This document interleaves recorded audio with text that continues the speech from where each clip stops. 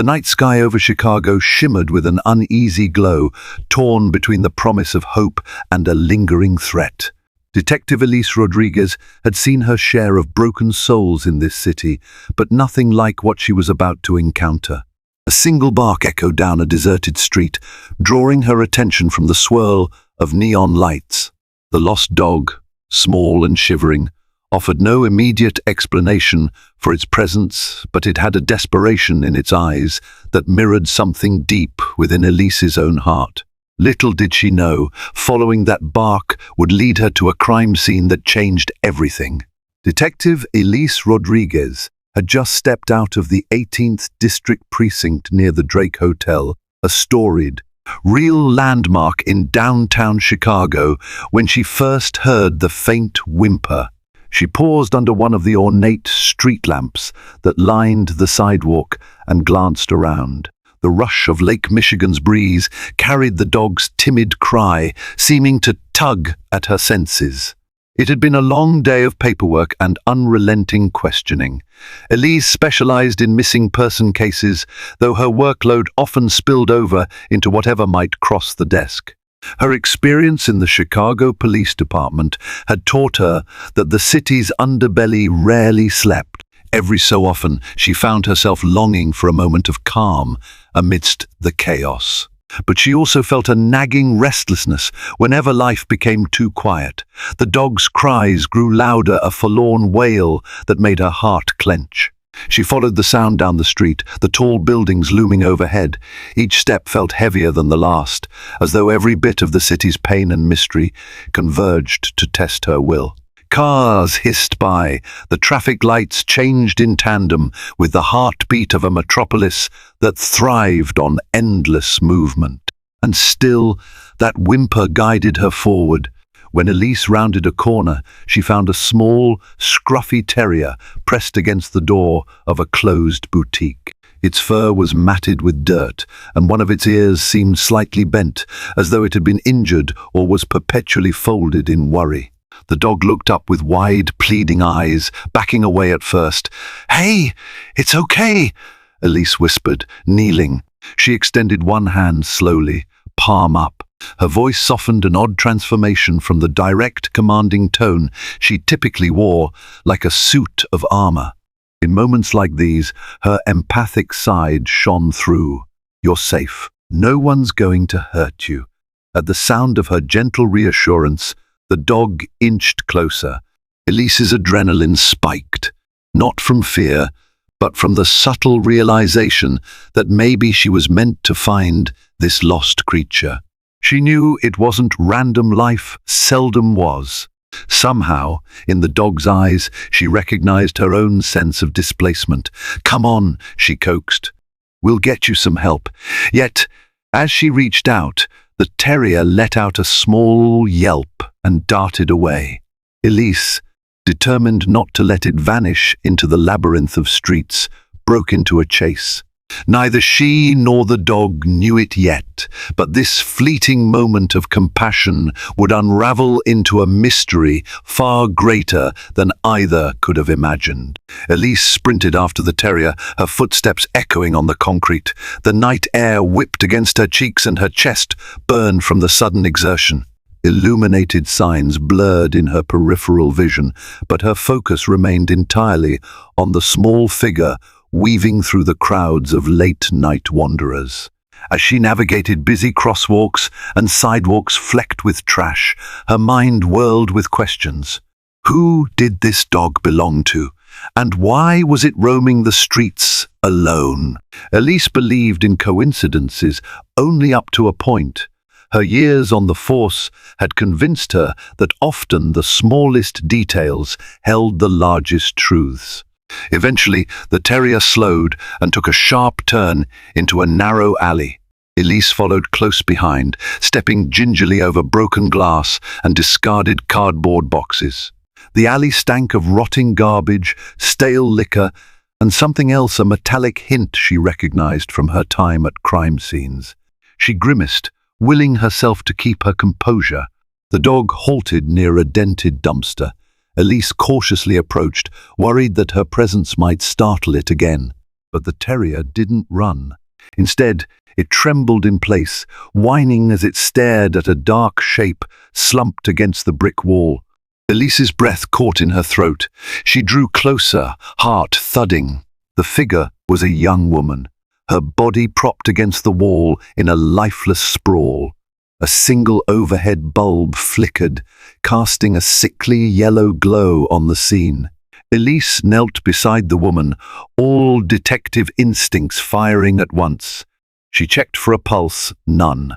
The woman's eyes were half open, her lips parted in eternal shock. Blood stained her blouse, pooling beneath her. "Oh God," Elise murmured. She felt the old adrenaline surge, her training and instincts merging like gears clicking into place. Quickly, she called for backup. Despite the quickness of her heartbeat, her voice was calm and measured as she spoke into her phone. The terrier let out a mournful whimper, as though sensing the gravity of the situation. Elise tried to swallow the lump in her throat. There was a momentary flash of memory her first week on the job, when she discovered her first body. A wave of helplessness that had nearly pulled her under.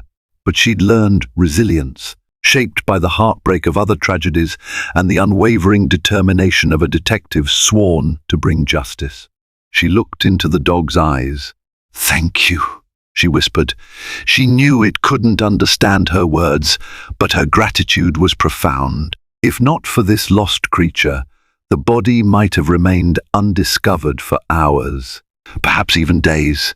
As the sirens in the distance grew closer, Elise steeled herself.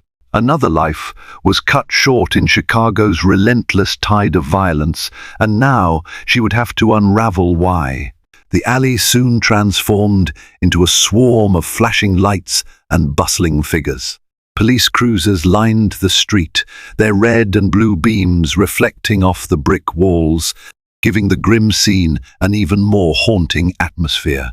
A handful of uniformed officers carefully cordoned off the area with yellow crime scene tape as Elise stepped aside to confer with her colleague, Sergeant Ben McAllister. Ben, a tall man with a greying moustache and eyes permanently etched by worry, gave Elise a grim nod.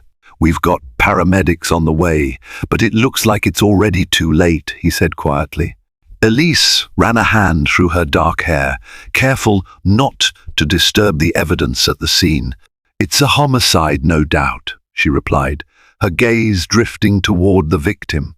"I'll check identification as soon as the CSU finishes collecting evidence." For a moment, her eyes shifted to the small terrier, now pacing anxiously by the dumpster. The dog's coat was even more unkempt under the bright police lights, its ribs slightly visible through the thin fur. Elise inhaled deeply. This dog's presence felt almost symbolic, a frightened, lost creature leading her straight to the truth.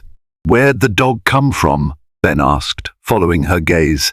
"I'm not sure," Elise admitted. "It ran up to me near the Drake. Must have belonged to someone, maybe even our victim." Ben frowned. "Could be. We'll see if the victim's ID or any personal items mention a pet." They both returned their focus to the body. Crime scene unit technicians began meticulously taking photographs, dusting for prints, and collecting fabric fibers and hair samples. Elise's mind clicked through the next steps, identifying the victim, tracing her last known movements, interviewing possible witnesses.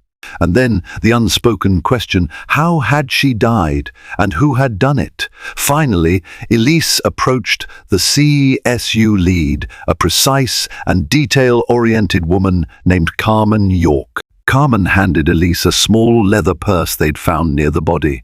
Inside, Elise discovered a driver's license, Vanessa Lang, age 26.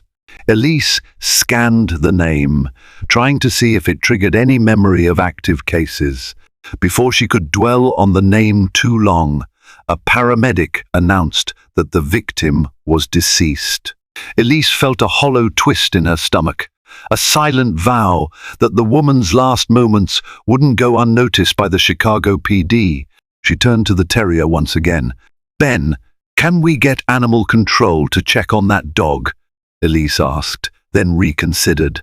Actually, I might want to keep an eye on it myself for a bit, at least. See if it leads me anywhere else. Ben raised an eyebrow but nodded. All right. Just make sure you keep it safe. Safe. Elise let out a slow breath.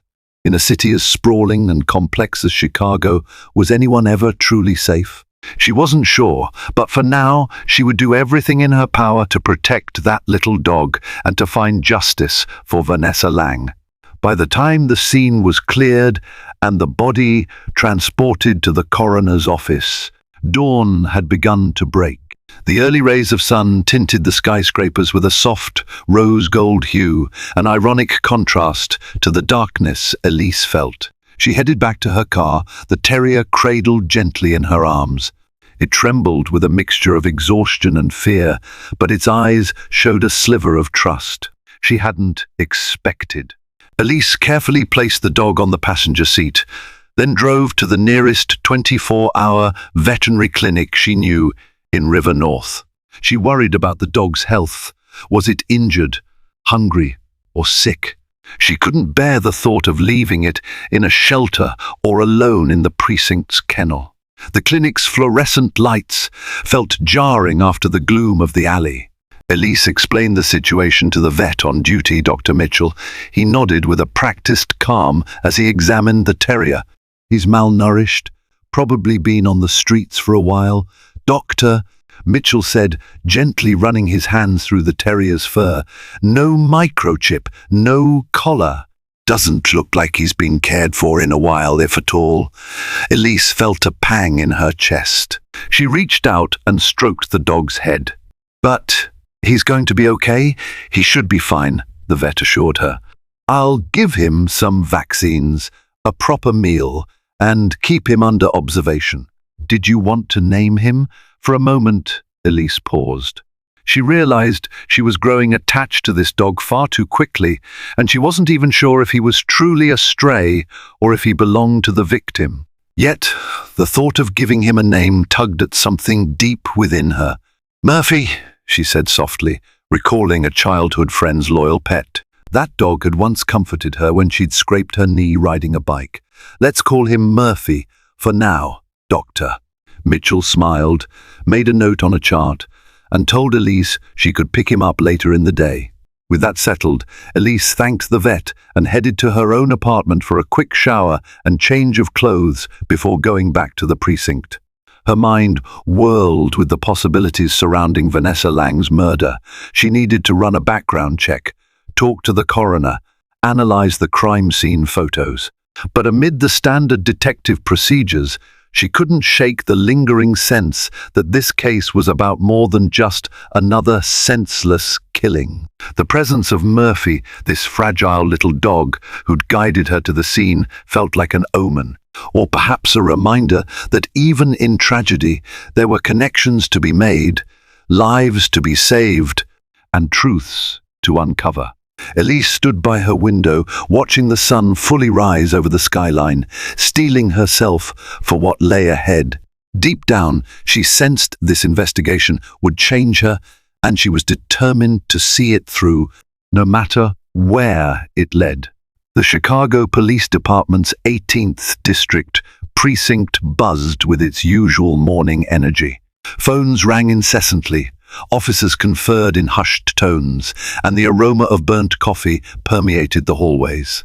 Elise slipped into her office, wearing fresh clothes and armed with a renewed sense of purpose. A large corkboard on the wall waited for her to fill it with clues to Vanessa Lang's life and death. She began with the basics, a portrait pinned to the top corner, Vanessa's driver's license photo. Elise studied it carefully.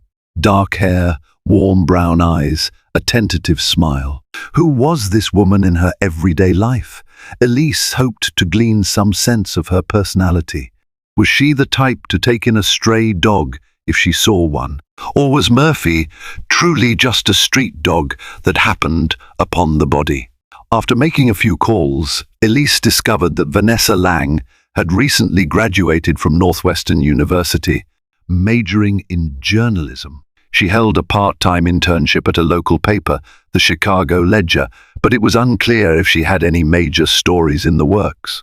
Elise jotted down each detail methodically, weaving a small tapestry of Vanessa's known circumstances. Next, she called the medical examiner's office. The coroner, Dr. Lee, picked up. "Elise," he greeted in a weary tone, "I'm about to start the autopsy on your victim. Preliminary examination shows a single gunshot wound to the torso. We'll see what else turns up. Thanks, Doctor." "Lie," Elise said. "Let me know as soon as you have something solid. Even a small lead could make a difference." She set down the phone, adrenaline coursing through her veins. A gunshot. That meant a homicide with a firearm, which was, tragically, not uncommon in the city. But who would target a young intern? The possibilities ranged from a random act of violence to something more deliberate. Elise directed a colleague in the tech department to comb through the city's surveillance cameras near the alley. She also tasked an officer with canvassing businesses and pedestrians who might have seen Vanessa on her last night alive. By mid-morning, exhaustion threatened to overcome her, but she forced herself to push through. Glancing at the time, she realized Murphy would soon be ready for pickup from Dr. Mitchell's clinic. A strange warmth spread through her at the thought of the small dog. Although he was just a piece of this unfolding puzzle, he also symbolized a fragile life unexpectedly placed in her hands, a life she was determined to protect. Gathering her keys, Elise left the precinct with a renewed sense of urgency. She wondered if picking up Murphy might also bring her one step closer to understanding the lost creature that was Vanessa Lang. Even if that was a leap in logic, Elise couldn't ignore the intuition that told her everything was connected. She was determined to track each thread until the full picture emerged, because if there was one thing she believed, it was that no victim's story should end without justice.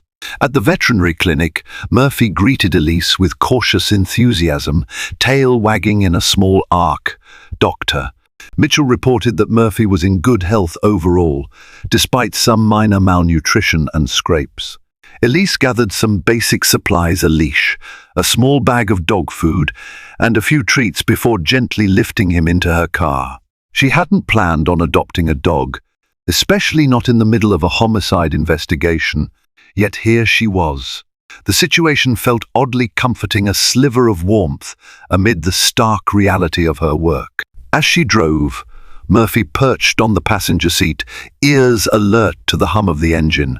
Elise decided to swing by Vanessa's last known address, a small apartment complex in the uptown neighborhood. With Murphy in tow, she wanted to see if there was any sign that the victim had cared for him, perhaps a food bowl, a dog bed, or toys. The building was an old pre-war structure with a fading exterior and creaking floors. The landlord, an elderly man named Mr. Watkins, agreed to let Elise into Vanessa's apartment upon seeing her badge. Inside, the space was modest, a living room with mismatched furniture, an overflowing bookshelf, and a small kitchenette. A sense of loneliness clung to the air, as though Vanessa had lived more in her ambitions than in these walls. Elise carefully examined every corner. There was no indication of a dog, a realization that sent a confusing wave of relief and disappointment through her. Murphy sniffed around, occasionally stopping to tilt his head as though sensing a presence. Elise could not perceive. On the kitchen table, she found a series of notebooks filled with scribbled notes and half-formed sentences. They looked like drafts for articles. One name recurred in the notes: Geneva Solutions. Elise recognized it as an international humanitarian organization with a local branch downtown, definitely a real, reputable institution that sometimes offered scholarships or volunteer opportunities to students. Why was Vanessa referencing Geneva Solutions repeatedly? Elise carefully packed the notebooks into a plastic evidence bag, deciding she'd need to study them later in detail. Just as Elise was leaving, Mr. Watkins stopped her in the hallway. "I don't know if it's relevant," he said haltingly. But I heard Vanessa arguing on the phone a couple days ago. She seemed upset, kept mentioning something about being followed. I asked if she was okay, but she brushed it off. Elise's pulse quickened. Followed. That word leapt out at her like a glaring neon sign. Did she say by whom? Mr. Watkins shook his head. No, she just looked scared. Thanking him, Elise left the building and slid into her car, Murphy nestled in her lap. Her mind churned. A young journalist in training, possibly investigating something bigger than she could handle, could that have led to her murder? Murphy let out a small, hopeful yip. Elise glanced down, finding unexpected solace in the dog's earnest gaze. Don't worry, she murmured, starting the engine. We'll figure this out together. Later that afternoon, Elise returned to her apartment with Murphy. The day's investigative leads were piling up and her energy ebbed. She had no idea how to care for a dog long term, but the thought of leaving him alone in a kennel or handing him off without a plan gnawed at her conscience. Inside her modest one-bedroom unit, she placed a soft blanket on the floor for Murphy. The dog sniffed around curiously, examining furniture and corners with an endearing caution. Elise smiled despite herself. She hadn't felt this sense of companionship in a long time. She went to her desk and set out Vanessa's notebooks. The scribbles ranged from quotes about global humanitarian efforts to personal musings about an unnamed contact who seemed to be feeding her insider information. Dates and times were scattered, alongside cryptic references to an expose that Vanessa planned to pitch to major outlets. Elise recognized the determination in Vanessa's words. She herself had once been that fresh-faced, hoping to change the world before the world changed her. The repeated mention of Geneva solutions caught Elise's eye. If Vanessa was writing a piece about them, maybe she stumbled upon something: illicit embezzlement, exploitation, or corruption. Sometimes large organizations harbored secrets. Elise typed the name into her computer to see if anything recent in the news popped up. Mostly, it was press releases about charity events, global medical campaigns, and philanthropic endeavors. Nothing scandalous jumped out immediately. She sighed, glancing at Murphy, who had curled up on the blanket, as if lulled by the hum of the ceiling fan. The sight tugged at her heart. It was a small reminder of innocence in a world so often overshadowed by harm. Elise's phone buzzed. It was Dr. Lee from the coroner's office. "I've finished the autopsy," he reported. "Cause of death was indeed a gunshot wound. Ballistics suggests a small caliber handgun, possibly a.22. No clear signs of a struggle, though there are light bruises on her wrists. Tox screen came back clean." Elise bit her lip. A small gun used at close range with minimal signs of a fight. It might indicate a surprise attack or a meeting gone wrong. She thanked Dr. Lee and ended the call. As dusk settled outside, Elise felt the weight of the case pressing on her. A swirl of emotions battered her thoughts: sorrow for Vanessa's tragic end, curiosity about the leads, and a strange brand of hope she gleaned from Murphy's quiet presence. She knelt beside the dog and gently stroked his back. "Thank you for leading me there," she whispered. "I don't know how or why you showed up that night, but I'm glad you did." Murphy opened one eye, then nestled his head against her hand. Elise felt a surge of determination, as though every broken piece of the puzzle was leading her somewhere important. She vowed to see it through, no matter where it ended, for Vanessa Lang and for every innocent life in this city that still deserved a fighting chance. Morning arrived with a pale sunlight filtering through the blinds of Elise's apartment. She poured herself a cup of black coffee, already planning the day's tasks in her head. Murphy trotted after her, nails clicking on the floor, pausing now and then to sniff the air. Even in her small kitchen, Elise felt a new kind of warmth, a fleeting sensation of domestic normalcy she hadn't realized she missed. She gathered the notebooks, stuffed them in a leather satchel, and headed to her car with Murphy in tow. Her first stop would be the Chicago Ledger, the newspaper where Vanessa had interned. Perhaps someone there knew more about her investigation or had noticed signs that she was onto something big. Traffic was heavier than usual, and Elise couldn't help but think about how the city moved on so seamlessly, even when a life had ended so abruptly. Murphy, sensing her tension, occasionally let out soft whines. She reassured him with gentle pats, though her mind remained fixed on the case. The Chicago Ledger office occupied the 5th floor of a mid-rise building in the Loop. Elise left Murphy with a trusted colleague at the precinct briefly. She couldn't take a dog into an office building, after all, and headed upstairs. A receptionist directed her to talk with a harried editor, Amanda Green, who sat behind a desk stacked high with papers. "Yes, Vanessa was interning here," Amanda said between sips of lukewarm coffee. She was bright, curious, maybe too curious for her own good. She kept talking about an investigative piece she was working on, but she never shared full details with me.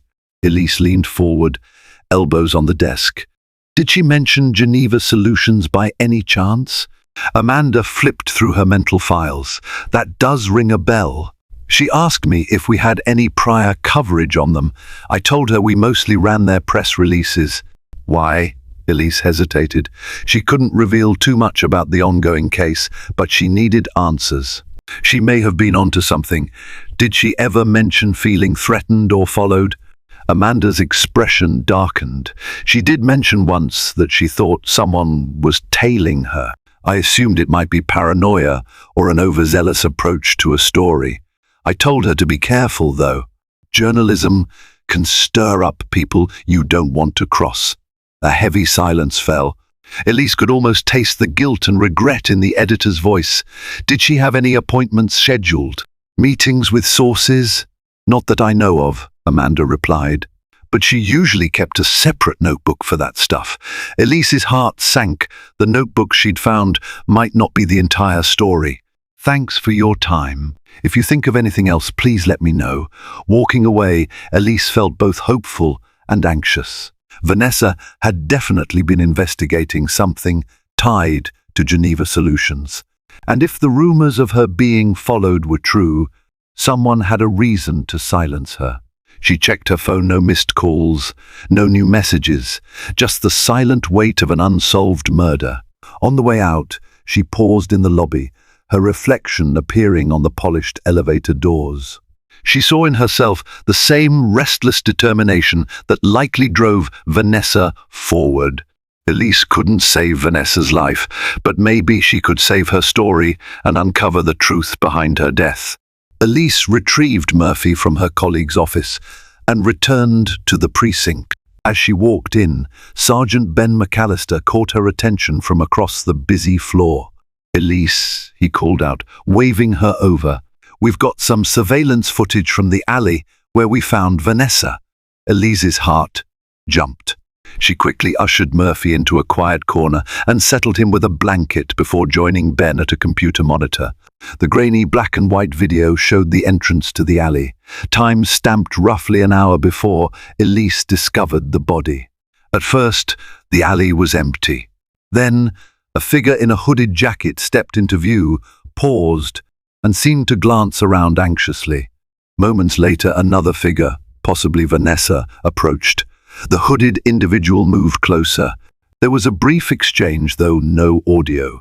Suddenly, the hooded figure lunged forward, and a flash of movement suggested a gun was drawn. Then Vanessa staggered backward, collapsing out of the camera's range. Elise's throat tightened. It was horrifying to watch the final moments of a life, each pixel capturing desperation and violence. The hooded figure bent down, appeared to rummage through Vanessa's possessions, then darted away. The timestamp showed the entire encounter lasted scarcely 2 minutes. "Can we zoom in on the attacker?" Elise asked quietly. Ben tried, but the footage was too grainy. The best they could see was that the attacker wore a dark jacket with a noticeable logo on the back, possibly a stylized eagle or hawk. The face was obscured, The angle never revealed a clear shot.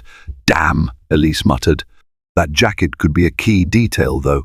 She replayed the footage, noting the approach of the small terrier Murphy into the frame just after the attacker fled.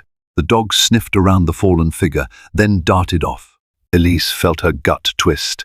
Murphy had been there moments after the murder, an unwitting witness to a brutal crime. Ben placed a hand on her shoulder. "We'll circulate this to other precincts. See if anyone recognizes the jacket or the suspect's build. We'll keep checking nearby cameras too." Elise nodded, her eyes never leaving the screen. "We also need to talk to any local businesses that might have had cameras pointed toward the street. Even a partial license plate might help." As she stood, her mind flashed back to Vanessa's notebooks and the potential link to Geneva Solutions. Was this a robbery gone wrong, or was it connected to a broader conspiracy? Elise couldn't shake the suspicion that Vanessa's investigation and the person tailing her had everything to do with this murder. Murphy stirred, letting out a soft bark from his makeshift corner.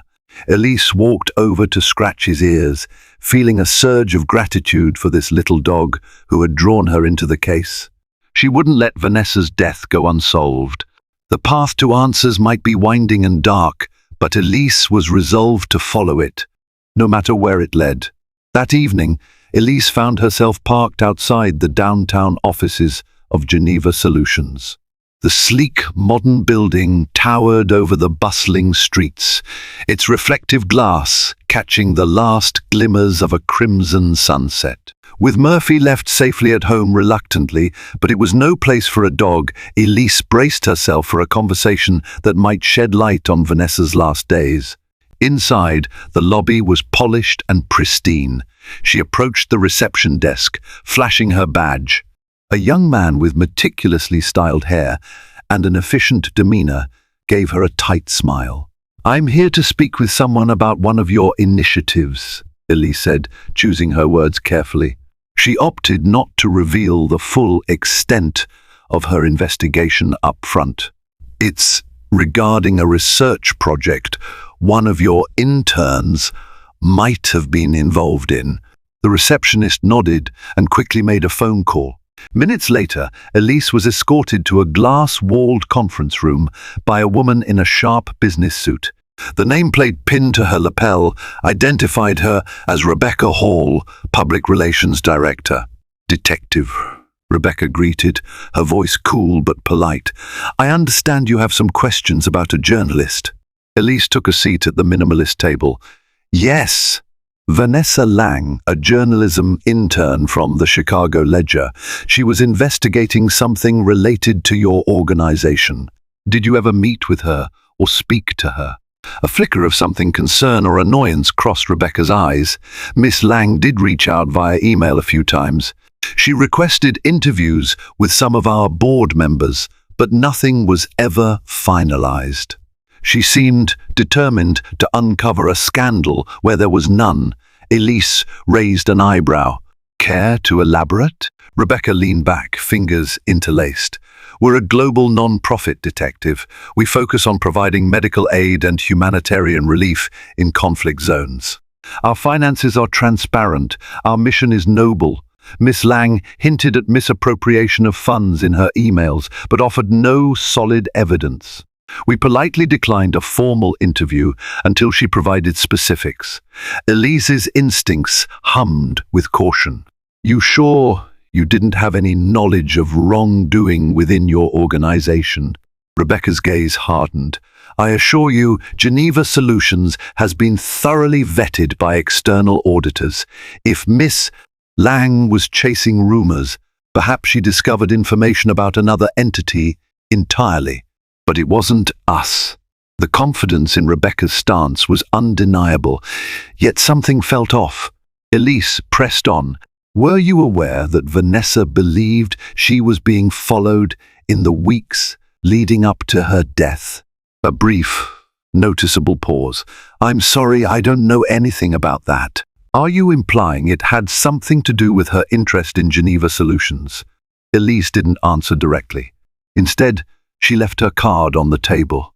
If anything else comes to mind about Vanessa or her investigation, call me, day or night. Rebecca nodded, her facade unflinching. Of course, detective. As Elise exited the building, the neon glow of the city greeted her once more, a restless canvas of life and possibility. She couldn't tell if Rebecca Hall was genuine or masking something, but she'd learned one ironclad rule in her years on the force. The truth always surfaced, one way or another, and she intended to unearth it no matter how deeply it was buried beneath polished PR statements and corporate gloss. A few days passed in a blur of interviews and dead-end leads. Each question Elise posed seemed to open new mysteries. She spoke with acquaintances of Vanessa, each offering fragments of insight. A bright young woman, fervent about truth, increasingly frightened as she dug deeper into corporate records. Yet no one could pin down a concrete reason for her death. The killer remained an elusive shadow in a city of millions. In the midst of her investigation, Elise found solace in Murphy's presence. The terrier's calm yet curious nature reminded her that there was still kindness in the world. Each morning, she walked him around her block, observing the city's heartbeat at dawn dog walkers, joggers, and the occasional street sweeper. It was a stark contrast to her nights spent scouring police reports and analyzing the details of a murder. Then, late one evening, a call came in that jolted her from routine. Ben McAllister spoke urgently on the other end. "We've got a witness who claims to have seen Vanessa argue with a man outside a cafe near Lincoln Park. We need you here now." Elise wasted no time. With Murphy safely at her apartment, she sped through the city streets, adrenaline surging. At the cafe, she found a middle-aged woman named Rita Garcia, huddled under a heat lamp. She clutched a steaming cup of tea, eyes brimming with anxiety. "I'm not sure what I saw," Rita began, her voice tremulous. "But a week or so before she died, that young woman, I'm pretty sure it was her, was in a heated argument with a man in a black jacket. He had some kind of eagle logo on the back." Elise's pulse quickened. "You remember anything else about him?" "He had a slight limp," Rita said, shutting her eyes as if recalling the scene. "And a deep voice," he told her. He told her to back off, or she'd regret it. She shouted back something about exposing the truth. Chills ran down Elise's spine. The eagle logo was a key detail matching the jacket in the grainy footage. "Did you see his face?" Rita shook her head. "He wore a beanie and kept his collar up. I only saw a bit of scruff on his chin. Light-colored hair, maybe. I was scared, so I pretended I didn't notice anything." Elise's phone beeped with a text from a forensics contact, an update on ballistics testing from the bullet that killed Vanessa. The partial rifling pattern matched a weapon used in another crime months ago, one tied to a local gangster named Nolan Rice. Rice was known for intimidation tactics, sometimes hired muscle for larger organizations. Filling in the puzzle pieces, Elise felt a sense of imminent breakthrough. She thanked Rita for her statement and assured her she'd be protected if needed. Then she moved to call Ben, her mind on overdrive. If Nolan Rice was involved, it meant Vanessa's killer might be part of a bigger criminal network. And if that network was tied to Geneva Solutions, or even just a single corrupt individual within it, it could mean Vanessa stumbled upon something that threatened powerful people. A swirl of emotion coursed through Elise, triumph that she was getting closer, dread for what this meant. Vanessa's death might be just one thread in a vast tapestry of hidden deals and cover-ups.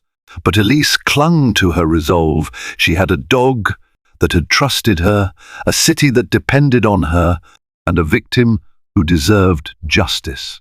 No matter how deep the rot went, she would tear it out, piece by piece. Armed with the new lead, Elise obtained a warrant to search Nolan Rice's known hangouts. She and a small team of officers stormed a decrepit, abandoned warehouse near the outskirts of the city, rumored to be a stash spot for Rice's illegal dealings. The structure loomed under a moonless sky, its corrugated metal walls rusted and battered by time. Inside, the darkness was thick and disorienting. Flashlights pierced through the dust motes swirling in the stale air. Elise's heart thumped with steady determination, her grip on her weapon firm. She advanced carefully, scanning for signs of movement. Suddenly, a figure bolted from behind a stack of crates, heading for a side exit. Elise shouted, "Stop, police!" But the figure kept running. She and two other officers took chase, their footsteps echoing in pursuit. A short sprint later, they cornered a man against a locked door. His breath came in ragged gasps, and a faint limp hampered his escape.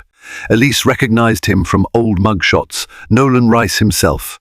The eagle logo on his jacket gleamed under her flashlight. "Hands where I can see them," she barked. Rice complied reluctantly, eyes filled with hatred. He was cuffed and read his rights. A subsequent search of the warehouse yielded a small cache of weapons, among them a .22 handgun with markings that matched ballistic records. Elise held the weapon in her gloved hand, her stomach knotting. This had to be the murder weapon. Back at the station, Elise led the interrogation. Nolan Rice sat shackled to a metal table, his attitude shifting between defiance and smugness. "Why'd you kill Vanessa Lang?" Elise demanded, leaning forward. "She was just a journalist." "What threat did she pose to you?" Rice sneered. "She was poking her nose where it didn't belong." "I was paid to make sure she stopped." Elise's pulse pounded in her temples. "By whom?" The gangster's smirk wavered. He stared at the chipped paint on the walls, refusing to meet her gaze. After a long silence, he spoke in a low, gravelly tone. "I never got a name, just cash.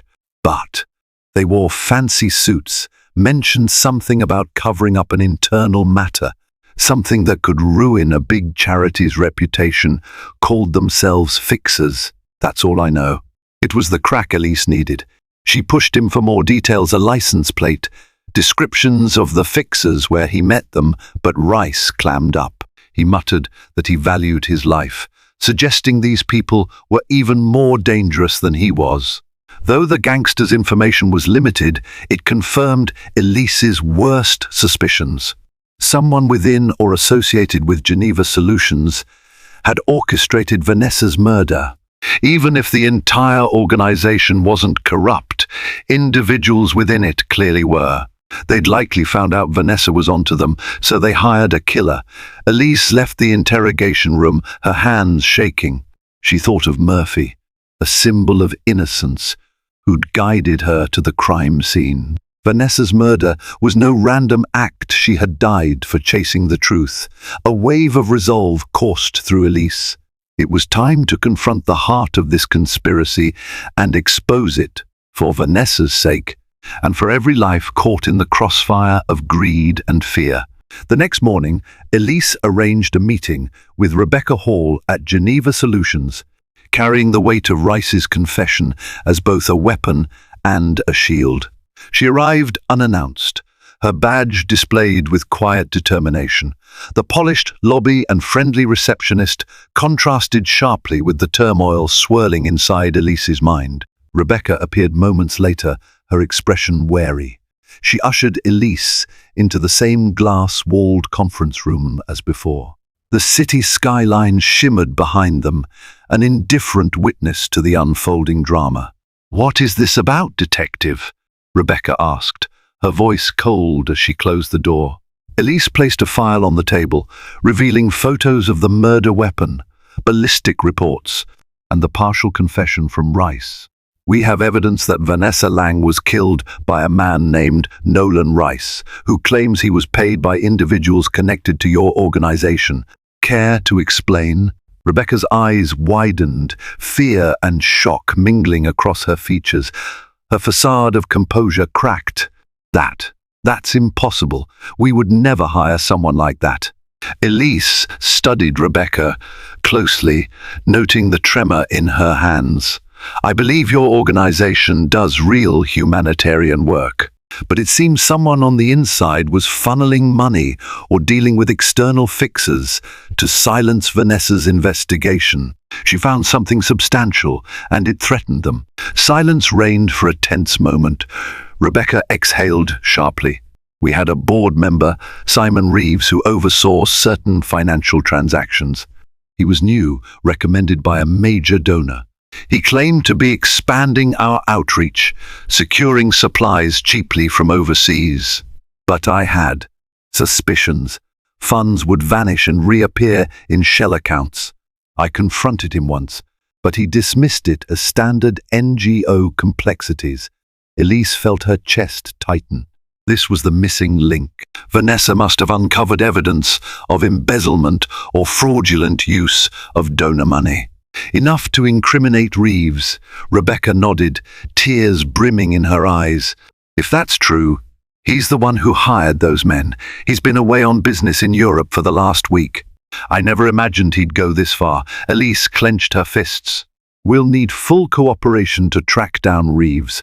Financial records, internal emails, anything that points to him orchestrating this murder. Rebecca swallowed, then grabbed her laptop.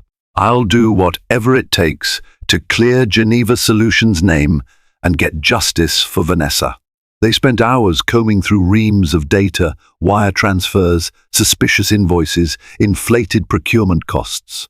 Patterns emerged like footprints in newly fallen snow, each one pointing unerringly to Simon Reeves.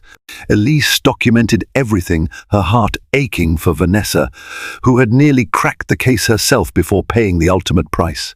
As dusk fell, the two women prepared warrants. Elise would coordinate with international authorities, ensuring Reeves couldn't slip away. Outside, the city pulsed with life, its lights winking in the twilight. Elise allowed herself a moment of gratitude for Murphy, the lost dog who'd led her to the alley, for Vanessa, whose tenacity refused to be silenced, and for every step that brought them closer to justice. Days stretched into a tense week as Elise, working with federal agencies, tracked Simon Reeves across international borders. The evidence from Geneva Solutions proved damning. He had systematically siphoned millions in donor funds into hidden accounts.